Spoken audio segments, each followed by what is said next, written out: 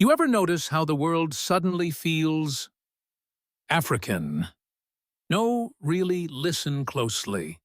The songs playing in cafes, the patterns on designer runways, the colors that once felt foreign now feel familiar. Even world leaders in their carefully written speeches have started talking about community roots and togetherness. Funny, isn't it? For decades, the world said Africa had to catch up. But maybe, just maybe, it's the world that's been trying to catch up to Africa. Because what's happening now isn't charity and it's not coincidence. It's correction. It's balance returning. It's the universe remembering where humanity started. For generations, Africa was told it needed saving. But now, quietly, beautifully, Africa is teaching the world how to live again, how to lead, how to belong, how to feel. And standing right in the center of that awakening is a young man from a small West African nation you don't often see in headlines, Captain Ibrahim TRAORÉ of Burkina Faso. He's not the kind of leader the world is used to.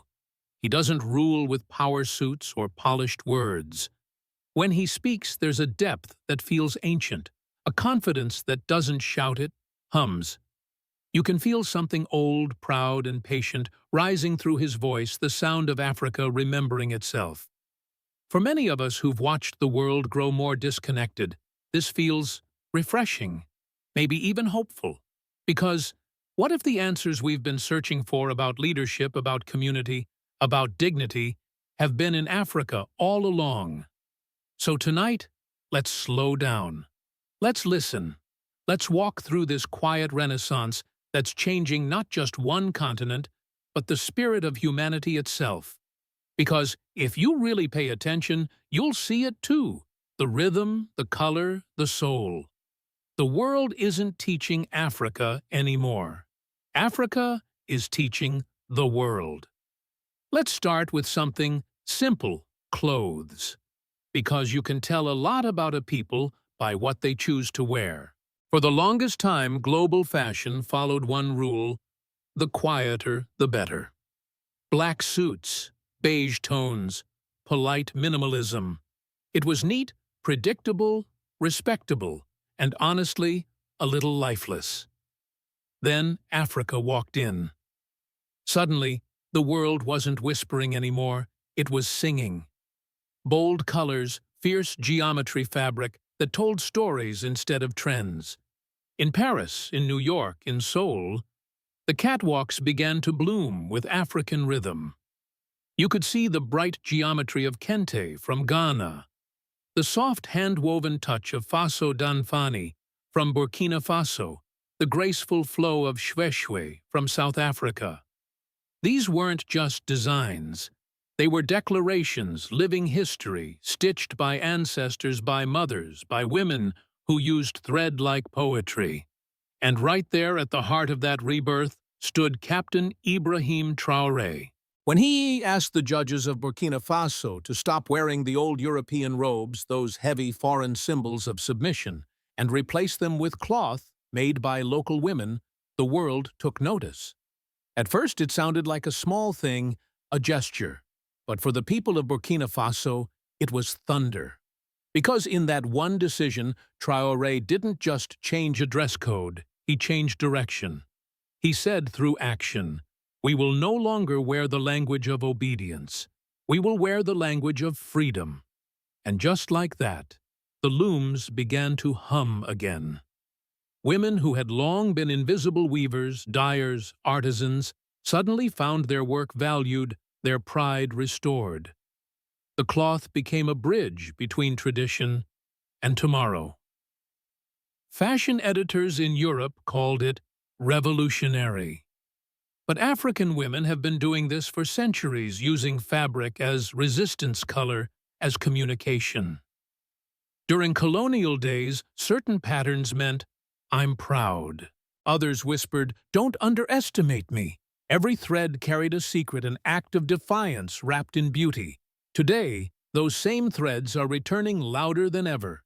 Designers like Loza Maleombo from Côte d'Ivoire mix ancient royal patterns with futuristic silhouettes. Thebe Magugu from South Africa turns classic suits into armor-wearable confidence. Kenneth Ease from Nigeria revives ancestral weaving with modern elegance that European magazines can't even pronounce right, but can't stop celebrating. And here's the part that stings in the best way. While Western brands give long speeches about sustainability, Africa never had to be told. Recycled fabric. Local dyes, slow fashion. That's just life here, wisdom passed down, not marketing. Because in Africa, when you wear something made by your own people, you don't just look different, you stand differently. Your shoulders relax. Your step aligns with history. The fabric whispers, you belong. That's what Captain Traoré understood. His message wasn't about clothes, it was about confidence. A quiet, steady kind of pride that doesn't need approval to feel powerful. And now the world is starting to notice. You can borrow color. You can copy style. But you can't fake soul. And Africa, oh Africa, doesn't just wear soul. It weaves, it sells, it lives it.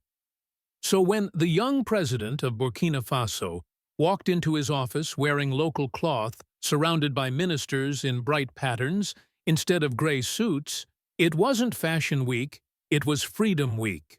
The kind of revolution that doesn't start with a speech, but with a needle and a dream. If fashion is Africa's heartbeat, then storytelling is its soul.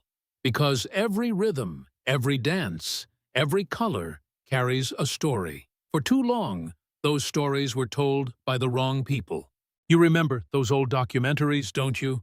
The ones with slow piano music, the sad voiceover saying, "In this poor African village," as if Africa were a tragedy instead of a continent. That era is over. The microphone has changed hands. And now that Africa is telling its own story, it sounds completely different. Alive, unfiltered, proud. Take Nollywood, for example, now the second largest film industry on Earth. These aren't movies made for pity or prestige. They're mirrors. They show Africa laughing, crying, failing, fighting, believing. You watch one, and you see life itself, raw, chaotic, human. That's what the West forgot storytelling was supposed to be. And it doesn't stop at film. In Kenya, directors like Wanuri Kahiu are fusing folklore with futurism, Afrofuturism born from ancestral memory. In Somalia, Sagal Mahiop turns spirits and ancestors into global cinema. Across the continent, young filmmakers, poets, and musicians are reclaiming their narratives not to impress the world, but to remember themselves. You see, in Africa, storytelling isn't just entertainment, it's preservation. It's history disguised as melody wisdom wrapped in rhythm. When grandmothers tell tales under mango trees, they're not just passing time, they're passing time through generations. That same spirit has now gone digital. A tweet beginning with, "In my village, my grandmother said," can carry more truth than a dozen think tank reports. And that's where Captain Ibrahim Traoré fits perfectly. He doesn't talk like a politician, he speaks like a griot, one of those ancient storytellers who kept kingdoms alive through memory. His speeches aren't polished, they're remembered. When he talks about Thomas Sankara, it's not nostalgia. It's continuation. It's as if he's saying, that story isn't over, we're just turning the page. That's why his words go viral not just in Africa, but around the world. Because they don't sound rehearsed, they sound real. They sound like truth told in the oldest way possible from the heart. He doesn't promise miracles. He promises meaning. And in a world drowning in political noise, that kind of clarity feels like water. It's fascinating the same Western media that once painted Africa as chaos is now quoting African philosophers praising African writers, dissecting African art. Because people everywhere are tired of sterile stories. They want warmth again, humanity, paradox, color. And that's what Africa has in endless supply. When Traoré speaks about dignity, it doesn't feel like strategy. It feels like memory. When he speaks about unity, it doesn't sound like politics. It sounds like prophecy. And that's what makes Africa's new storytelling so powerful. It's not trying to rewrite history. It's simply reclaiming its voice. Maybe that's why the world is listening. Not because of the production quality, or the budgets, or the politics, but because truth, when spoken in your own language, vibrates differently. The West taught the world to tell stories for entertainment. Africa is teaching the world to tell them for endurance. And perhaps for those of us who've lived long enough to see stories recycled and forgotten, that's something worth pausing for. Because sometimes the story that feels the oldest is the one that was truest all along. After all the stories, all the songs, there's one thread that holds it all together, a moral rhythm called Ubuntu. Two simple words, ancient and soft. I am, because we are. At first it sounds poetic, but in Africa, Ubuntu isn't a slogan, it's structure. It's how villages survive droughts, how families stay whole, how trust outlives hardship. It says your joy means nothing if your neighbor is in pain. It says your success isn't real if others are left behind. In a world that keeps shouting me, Africa, whispers we. And that whisper is starting to echo. Look around the modern West. Technology connects everything but people. Families grow apart. Loneliness becomes an epidemic. Communities that once looked out for one another now live behind screens and fences.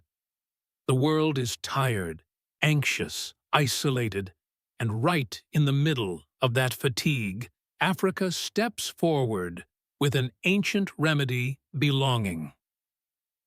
Ubuntu isn't charity. It's responsibility. It's what makes a leader eat last, what makes a community rebuild after loss. And that's what Captain Ibrahim TRAORÉ understands better than most. When he cut the salaries of Burkina Faso's government officials, critics abroad called it symbolic. But at home, people felt it as something deeper. He wasn't saving money. He was saving meaning. He was saying, if my people are struggling, I have no right to be comfortable. That's not populism. That's heritage speaking through him. In traditional African governance, a chief's wealth was measured by his people's well-being. A king's feast meant nothing if his village went hungry. And when Traoré echoed that logic, millions recognized it instantly. It's what makes his leadership feel ancient, yet fresh moral authority wrapped in youth. While the West debates ethics in conferences and white papers, Africa still lives it in daily gestures, a shared meal, a collective harvest, a leader who walks barefoot through his people's dust. What's even more remarkable is how the world is slowly listening. The United Nations cites Ubuntu in peace-building frameworks. Universities in the US and Europe teach it in leadership courses. Even Silicon Valley, the capital of isolation, is studying Ubuntu to design ethical AI. There's something poetic about that machines learning humanity from Africa. But Ubuntu isn't the continent's only jewel. There's also its respect for nature, for elders, for consensus moral technologies older than any software. In African spirituality, the land isn't property, it's partnership. Time isn't something to control, it's something to honor. Maybe that's why, even in the chaos of modernization, Africa feels timeless. Because its values were never built for profit, they were built for people. And if you listen closely, you can almost hear the message Africa is sending to the modern world. Progress means nothing without purpose. Innovation means nothing without soul. That's the lesson Traoré carries not as a sermon, but as a way of life. He doesn't just talk about dignity. He practices it. He doesn't lead for applause. He leads for alignment between past and future self and society. Ubuntu reminds us that humanity isn't an invention. It's an inheritance. And perhaps the most advanced societies of tomorrow will simply be the ones humble enough to remember that. The world still thinks Africa is catching up. But look closer. It's the world that's running behind. Because Africa isn't following someone else's blueprint. It's building something entirely new. And it's doing it with the youngest population on Earth, an army of dreamers, coders, creators, and innovators who were born with Wi-Fi in one hand and ancestral pride in the other. The average age in Africa, 19. In Europe, over 40. That means the future isn't approaching from Africa, it's already awake. What makes this digital generation so extraordinary is not just their skill, it's their spirit. They're not coding to escape, they're coding to connect. They're not starting companies to dominate, they're building communities to uplift. Take Kenya's M-Pesa, a mobile money system that changed finance before Apple Pay even existed. Born out of necessity, not luxury, it gave millions access to dignity through technology. Or Rwanda's medical drones delivering blood to remote hospitals, compassion with wings. In Ghana, young solar engineers build power grids from recycled panels to light entire villages. In Nigeria, developers create e-learning platforms so children in rural areas can learn to code. This isn't charity, it's intelligence Ubuntu turned digital. Even the world's biggest tech giants can feel it. Google built its first AI lab in Accra, Ghana.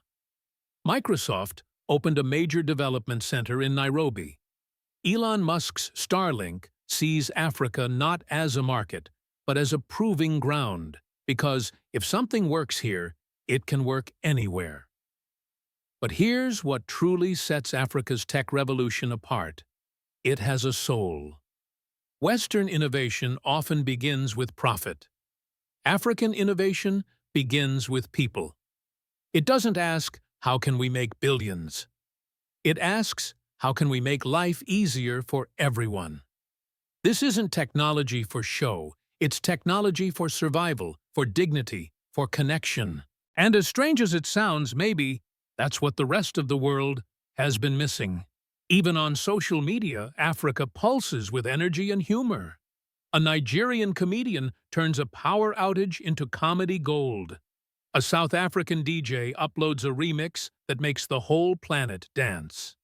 Young Kenyans build apps, poets post proverbs, and somewhere in Ouagadougou, a teenage girl learns machine learning from a smartphone.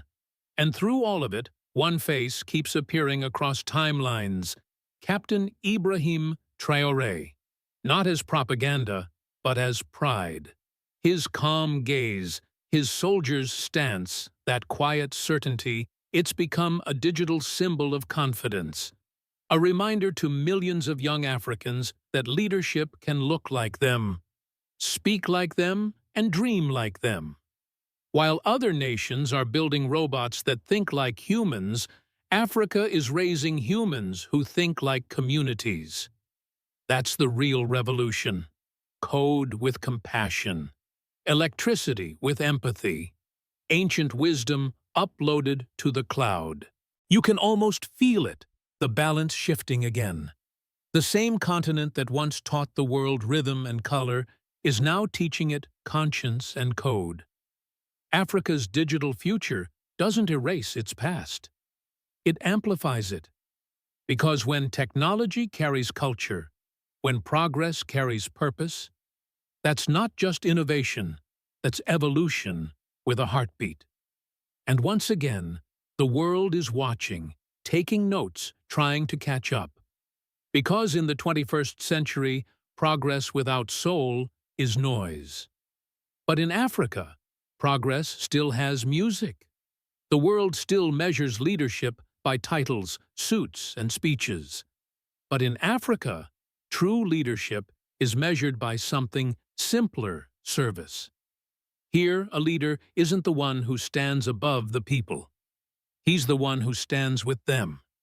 And across the continent, a quiet shift is taking shape.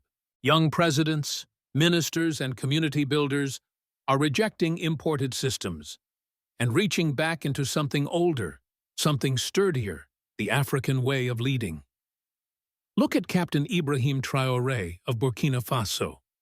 He doesn't perform for cameras. He doesn't speak to impress. He speaks to remind. There's calm in his voice, the calm of someone who knows that power is borrowed, not owned. When he says, "We will no longer live on our knees," it's not anger, it's memory. It's Africa remembering what dignity sounds like. And he's not alone. In Ghana, President Nana Akufo-Addo tells his people, "We must think beyond aid." In Tanzania, Samia Suluhu Hassan governs with grace and patience.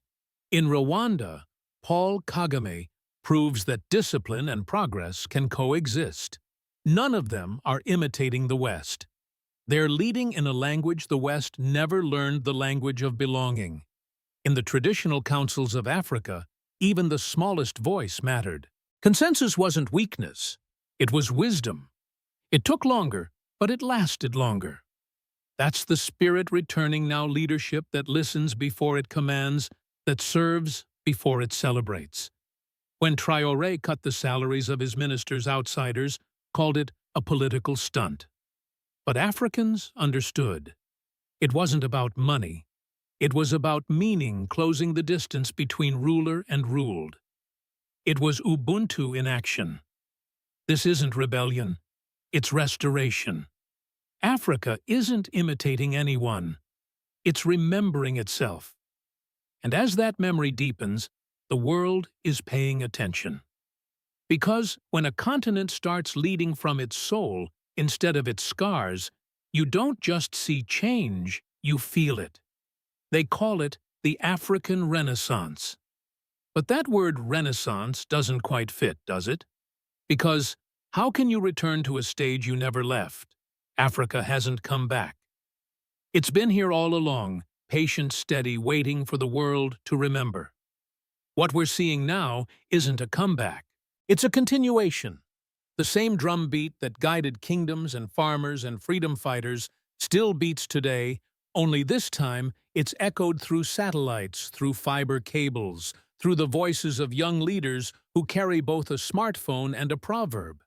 In Accra, a 23-year-old artist is turning Adinkra symbols into NFTs that sell worldwide.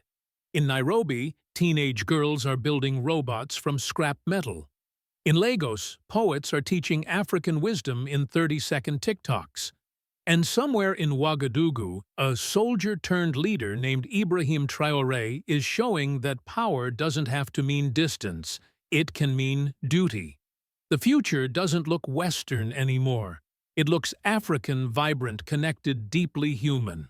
And maybe that's exactly what our tired world needs. Because while other nations chase dominance, Africa seeks balance.